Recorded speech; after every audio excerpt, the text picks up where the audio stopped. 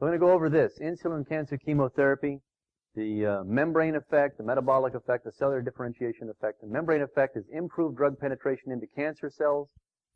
We can use lower doses to reduce side effects, and we can shorten the treatment cycle intervals. Cycles of chemotherapy are traditionally given on a 3-weekly basis, every 3 weeks, because first week you get really sick, second week you recover, third week you get over the idea of not doing it again, and then you do it again. So we can do, there's no side effects with IPT, so we do 2 cycles a week. We do 2 treatments a week usually for the first 3 weeks, then I evaluate and see whether we're getting the kind of response we want, and then we go weekly, and then we keep going. Another thing that's important to know is that in the literature, I belong to the AMA for political reasons, and I get all the, I told them, give me the oncology literature. I'm a family physician, but give me the oncology literature. I want to, give me all that stuff. So I get all this stuff.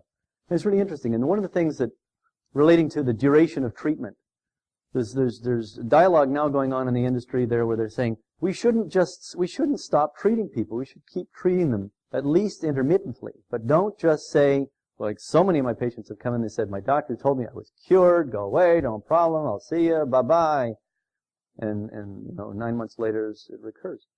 So people always say, well, how they want to get people with cancer, they want to get it out of there, and they want to have it stay away, and they want to be able to go back to their normal life and just forget about it. You can't do that.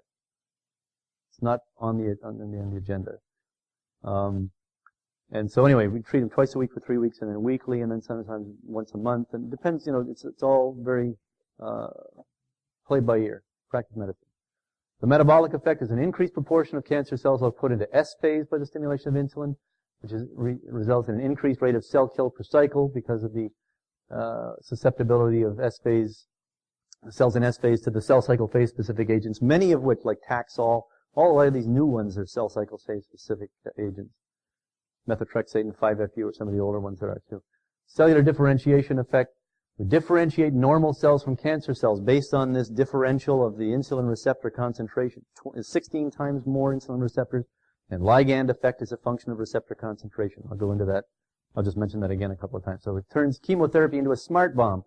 One talk, I think it was in maybe some of this in Glaycam, I had 2 slides. One was what chemotherapy is like now, and it was a picture of an atomic bomb.